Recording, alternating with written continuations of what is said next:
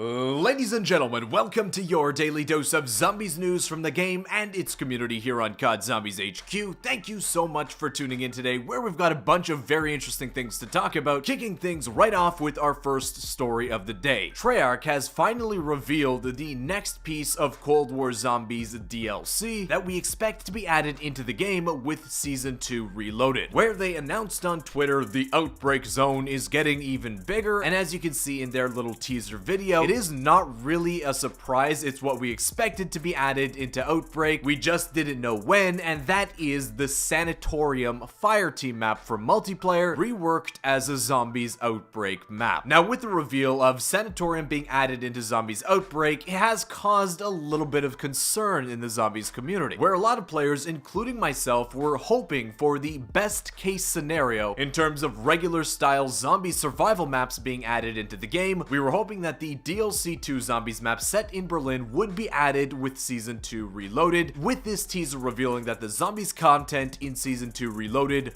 will be the Sanatorium map. It seems a lot less likely now that we'll see this DLC 2 Berlin map here in Season 2. Though do remember that Firebase Z wasn't released as part of Season 1 Reloaded, where that map was released several weeks after the halfway point of Season 1, so if you're an optimist, you could still kind of hold out hope that they might reveal something related to the DLC 2 Zombies map, perhaps a week after the Season 2 Reloaded content actually releases. With the alternative to that being, if you watched our video discussing the possible release date of the DLC 2 map, the just okay scenario, and the worst case scenario for new survival zombies maps here in Cold War is looking far more likely because of this announcement. Because Treyarch already announced that coming with Season 3 will be a main Easter egg to the Outbreak mode, it's possible that we don't see this Berlin survival map until Season 3 Reloaded, which is still several months away, which I'm really hoping isn't the case, but I guess we'll just have to wait and see on this one. But moving on to our second story of the day, a weapon that we knew would be added here in Zombies since the launch of the game, it was in the game files, just never got released, is that of the crossbow. And for whatever reason, Treyarch has screwed up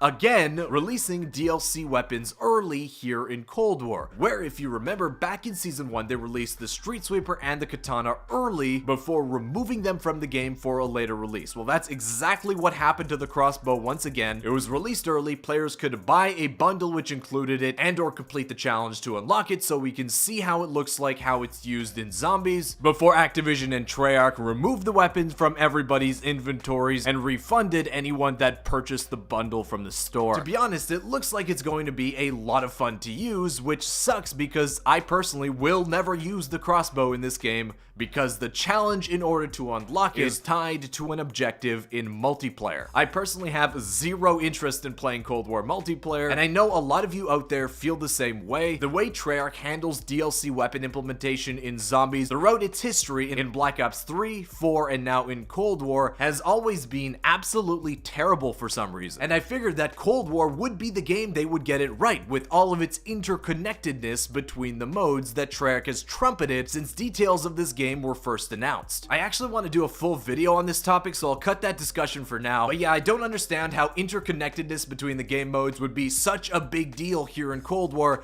and then they just stopped that for whatever reason when unlocking DLC weapons. We're moving on to our third story of the day. A new duo world record was set in the Zombies Outbreak mode, where almost a full day has elapsed in one game of Outbreak, where Mr. King and his buddy reached round 255, which is the highest round that can be displayed in a Zombies game before it rolls over into round 0. They continued on through the rounds of Outbreak, where on round 382, 35 and a half hours into the run, his game crashed, ending the Outbreak duo world record at round 382. I'm sure if there's anybody that's excited for the new Outbreak Sanatorium map, it's these guys after playing 382 rounds of the same 3 maps. But next up, finally, it's that time again for Outbreak versus Vehicles, where we've got a little bit of a creative one today from Twitter user Unknown Infected, who uses the rappel line to experience what is probably the most forceful launch of the Jeep I have ever seen in the Outbreak game mode yet. The sheer amount of thrust this thing had at liftoff is only comparable to the craziest of rover blastoffs we've seen so far. But that wraps up the news today, guys. I want to thank you so much for watching. If you did enjoy it, consider hitting that thumbs up button down below. Subscribe to the channel if you haven't already,